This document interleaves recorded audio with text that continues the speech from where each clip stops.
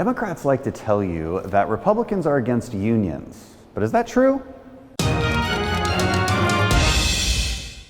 So tell me if the following stance sounds reasonable or not.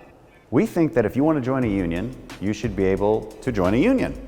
You should be able to choose to join a union. If you want to pay dues, pay your dues. But if you want to independently contract, make your own hours, set your own rates, then you should be able to do that too.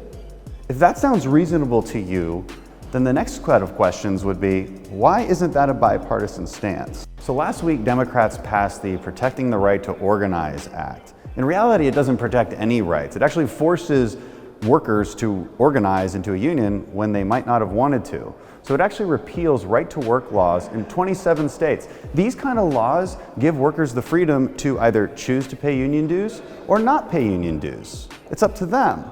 This would actually force them to pay money that they might not have or not want to pay to a union that they don't really support. So what is this really doing? It's taking laws that have been in place in California that aren't working, and it's trying to nationalize them. So by dramatically redefining the way employees are hired, this bill actually disrupts your ability to independently contract or participate in the gig economy. So what does this mean? Well, first of all, it means that businesses hire less because they have more costs incurred on them. But worse than that, it's harmful to the employees and the workers out there who just want to sell their labor on their own terms. So like who? Well, Uber drivers, for one, you would no longer be able to drive part-time or with any kind of flexibility.